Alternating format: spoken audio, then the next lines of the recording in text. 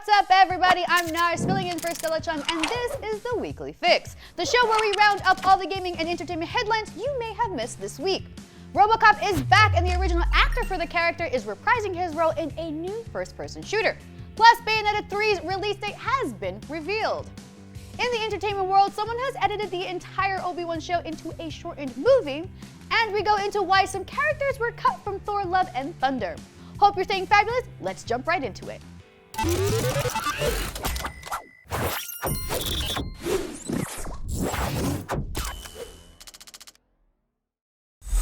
Hot off the press of Nikon's Connect showcase, we got our first gameplay of RoboCop Rogue City, a new first-person shooter coming next year.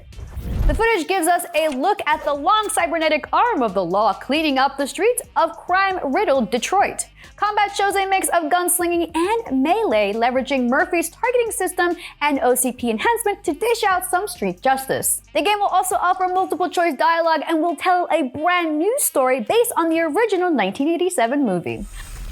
No word yet on if it'll acknowledge the two sequels, 4 TV shows, or 2014 remake in any capacity, but let's be real, it's fine if it just sticks to the first movie. RoboCop Rogue City is being developed by Taika, the studio behind the 2019 game Terminator Resistance. IGN scored that a 4 out of 10, but also said that sadly, it's one of the better Terminator games to date. Hopefully, old Robo fares a little better. Anyway, it's slated for a PC, PlayStation 5, and Xbox Series XS release sometime next year. But hey, even if it sucks, maybe it'll be worth grabbing when it's on sale. I guess what I'm trying to say is, I'd buy that for $1.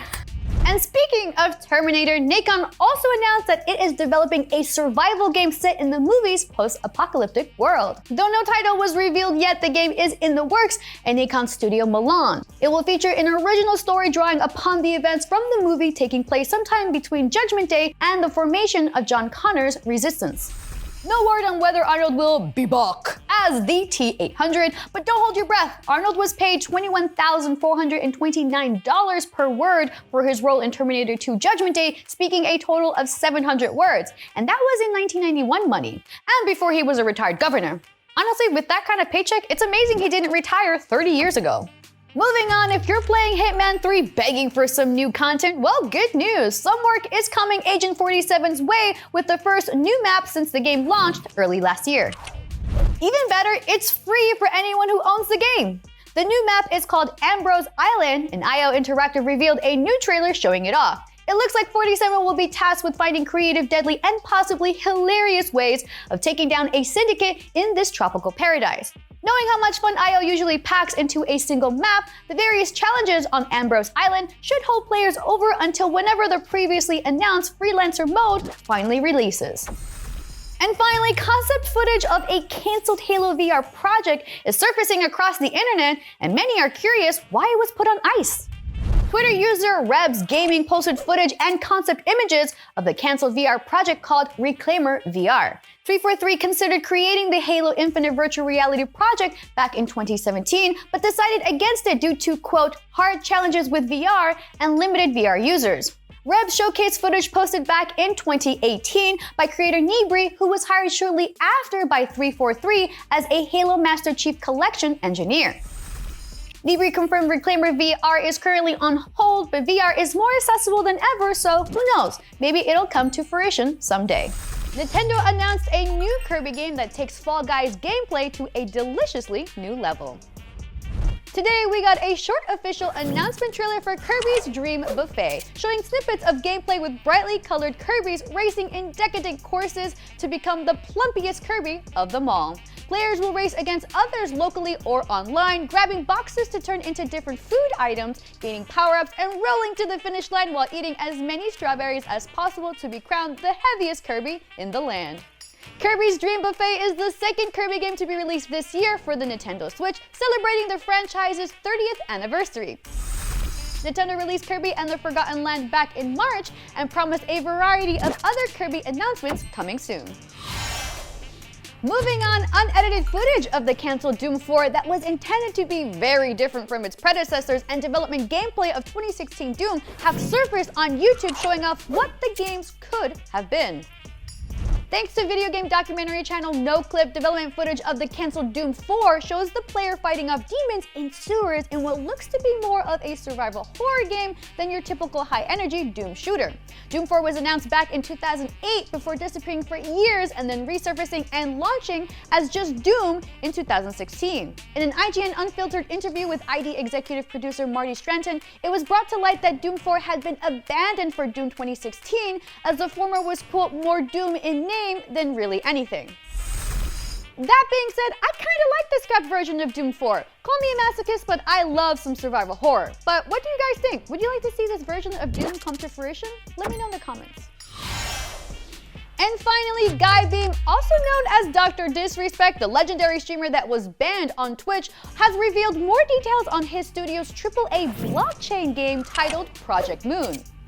The newly founded Midnight Society studio revealed details of its upcoming game, Project Moon, a vertical extraction PvPvE that aims to, quote, capture the essence of arena shooter level design with the scale and scope of battle royale player counts and the session-to-session gameplay mechanics of extraction-based shooters. At least that's what the website reads.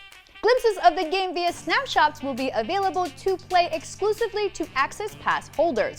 Player Hideout is the first snapshot revealing the game's environment and weapons through various shooting ranges. Earlier this year, 10,000 Access Passes were sold to select individuals who paid for a $50 Founders Pass NFT, and the studio plans to sell other Access Passes at a later date. Beam founded Midnight Society back in 2021 after rising to fame on Twitch before he was permanently banned on the streaming platform in 2020 for unknown reasons. Even after the legal disputes were resolved, I'm glad Dr. Disrespect has chosen to move past it. Nintendo has finally announced a release date for the highly anticipated return of our favorite Umbra Witch in Bayonetta 3, and for those that need to turn off the sexy, you'll be able to do so thanks to the new Naive Angel mode. Earlier today, Nintendo's official YouTube channel dropped a lengthy new trailer for the long-awaited third entry in the series. The new trailer shows off gameplay, one of Bayonetta's transformations, and several cutscenes revealing new characters. It's been almost 5 years since the game was officially announced back in December of 2017, and it'll finally hit Nintendo Switch on the 28th of October this year. Developer Platinum Games revealed a new feature on Twitter. It's called Naive Angel Mode, and it allows players to turn the sexy on or off. In other words, to keep Bayonetta from getting naked when she does her transformations. Though considering that her outfit is made from her own hair, she's technically naked all the time, since her hair is part of her. But the point is, the new mode will save you from any awkward moments if someone catches you playing.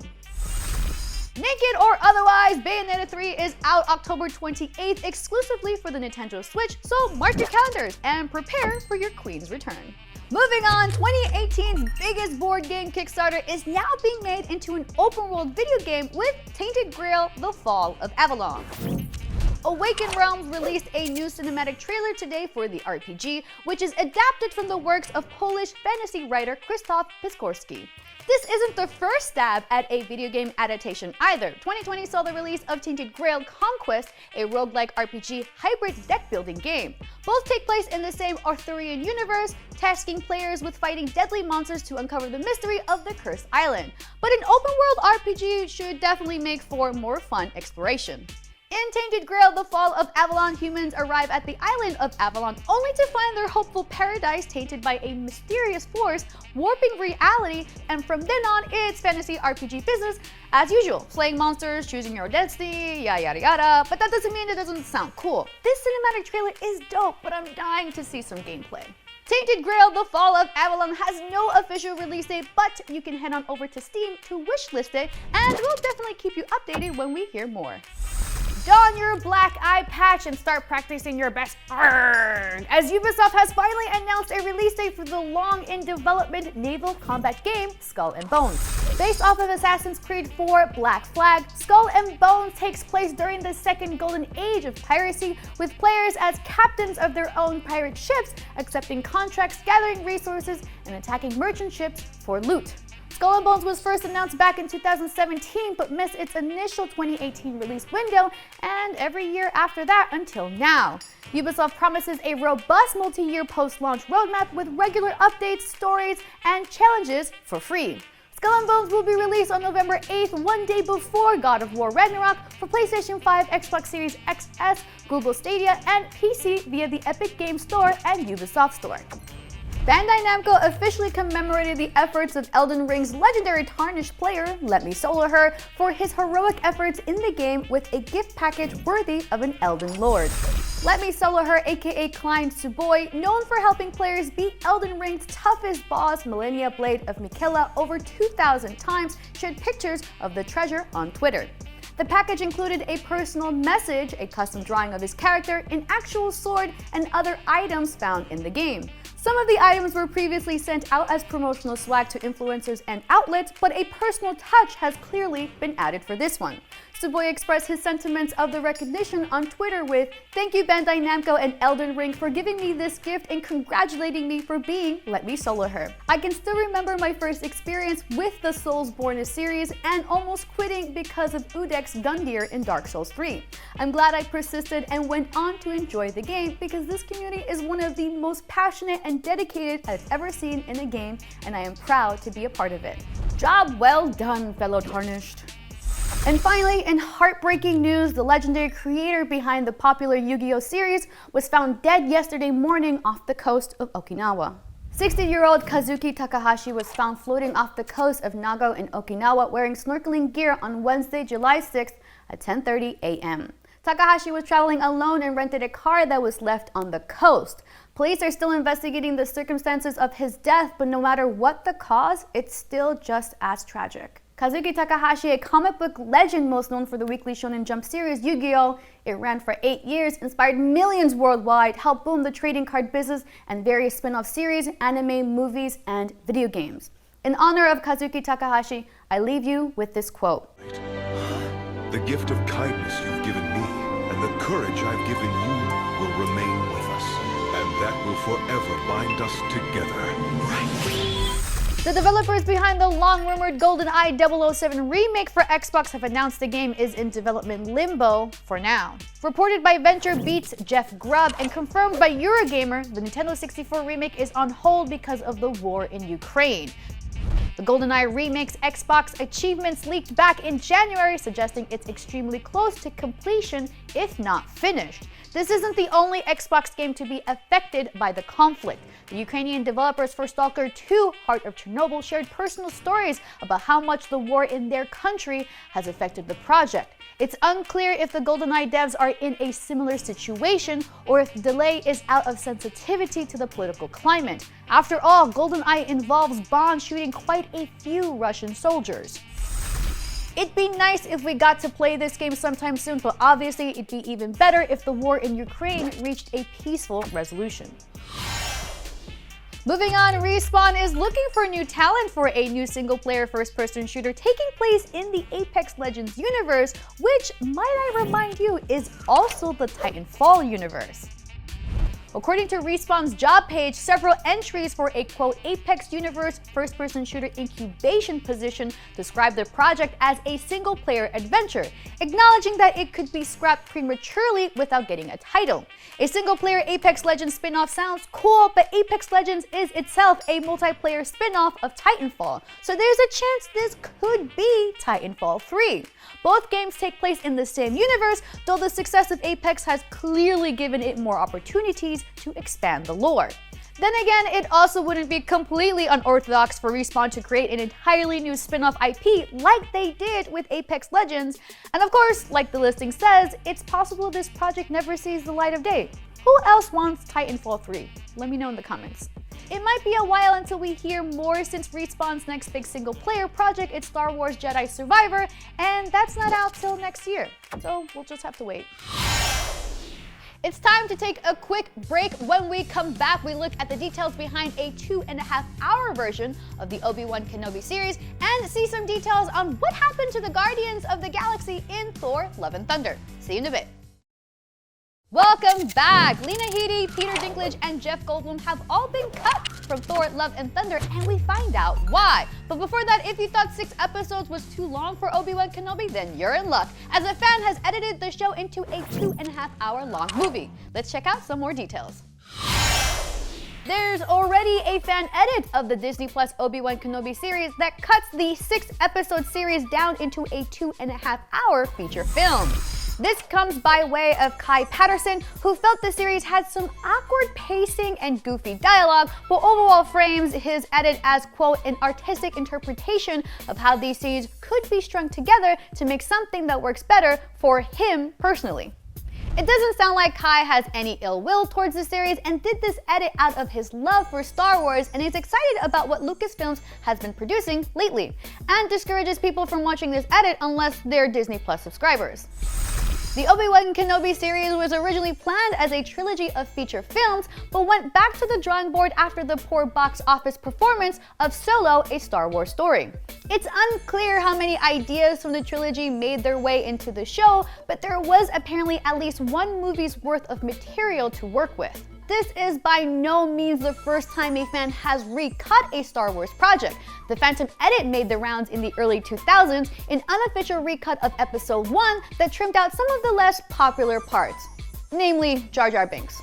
There have even been celebrity fan edits. That 70s Show and Spider-Man 3 star Topher Grace did his own recut of the prequels, whittling them down into one 85-minute film. You can find Kai's Obi-Wan recut floating around online, but please only watch it if you're a Disney Plus subscriber. The Walt Disney Company is a struggling indie startup that needs all the support it can get. Speaking of people taking liberties with beloved source material, it looks like Netflix is making a live-action adaptation of the beloved manga/anime Death Note again. This time around, it'll be an original series handled by Stranger Things showrunners, the Duffel Brothers, under their new production company, Upside Down Pictures. The company will be led by Hilary Levitt, who's worked on shows like Orphan Black and Ozark. The Death Note series won't have any connection to the 2017 Death Note movie, which is probably for the best since most fans would just as soon forget that ever existed. Aside from that, there are no other details, but it's certainly ballsy to attempt a do-over so soon. Netflix is clearly betting heavily on live-action adaptations of beloved anime. Despite Cowboy Bebop's tepid reception and abrupt cancellation, production on the live-action versions of Avatar: The Last Airbender and One Piece are going full sail ahead. We'll keep you updated on any Death Note developments, but what do you think about this? Is it better in the hands of the Duffel Brothers, or should live-action Death Note be left for dead? On the subject of Netflix, a less controversial announcement is the news that the streaming service will be rolling out spatial audio for some of its shows and movies. Spatial audio, if you're unfamiliar, is basically next-gen surround sound, offering a theater-quality listening experience regardless of what you're watching on whatever sound system you have. So you can hear and almost feel someone walking around you and suddenly whispering from behind. The feature has been added to the 4th season of Stranger Things, The Adam Project, Red Notice, The Witcher, and Lock and Key, to name a few. And it's safe to assume it'll become standard for higher-profile Netflix originals. All right, now we know why the Guardians of the Galaxy did make a return in Thor: Love and Thunder after the team made an appearance in the opening scenes of the movie. Speaking with Insider, director Taika Waititi broke it all down by saying, quote, "The plan was always to have them in the beginning and then move on, because they have their own movie. There was talk about having them come back at the end. The thing is, that happens in every movie. No more. No more of the cavalry coming at the end. So we shelved that idea." Well, that's good. You know, as he stated, they do in fact have their very own movie, Guardians of the Galaxy Volume 3, slated for a May 2023 release, as well as a holiday special Marvel fans can look forward to later this year on Disney+, so there's no shortage of Guardians content to follow. Moving on to other Marvel news, the Ms. Marvel Disney Plus series just dropped a marvelous surprise for fans of the MCU. Now, slight spoilers here, so click ahead just 1 minute to avoid it. But if you don't care because, you know, like me, you don't plan on ever watching this particular series, then let's dive in. Now, in the final episode, Kamala Khan and some guy named Bruno start chatting about her jeans, not the ones that she wears, but the ones that are inside of her body, to which the latter makes a comment about noticing a mutation. Upon making that particular comment, the classic X-Men animated series theme song begins to play underneath, signaling the introduction of mutants to the MCU. Now, this is, of course, just the first stepping stone towards seeing both mutants and X-Men cross over into the MCU officially. And finally, the release window for HBO's The Last of Us just got a tad smaller, with HBO boss Casey Bloys confirming with The Hollywood Reporter that the release of the live-action adaptation will likely be sometime next year. Now let's hope that maybe we'll get a surprise trailer at this year's San Diego Comic-Con, where you can expect to see our live coverage happening July 22nd and the 23rd. Now SDCC 2022 is taking place July 21st through the 24th, where we'll be breaking down the biggest panels, trailers, as well as interviewing some of the biggest names in media across the entertainment universe. Now tune in wherever you like to watch IGN for our full coverage of SDCC 2022. Now you probably heard the news about Thor: Love and Thunder regarding a few actors whose scenes were left on the cutting room floor of Thor 4. That rhymed. Now actors Lena Headey, Peter Dinklage, and Jeff Goldblum were all set to make an appearance in the film, each of their scenes shot, only to have it all left out in the final cut. Well, director Taika Waititi revealed just why those particular scenes were left out. Speaking with Insider, Waititi revealed that the amount cut from Love and Thunder was typical to the amount he cuts from his previous films, and that you never know how much might be omitted when you get to the editing phase. And while he admits that certain scenes might be funny, keeping it in would ultimately bring the movie to a screeching halt. So doing what's best for the overall film is key.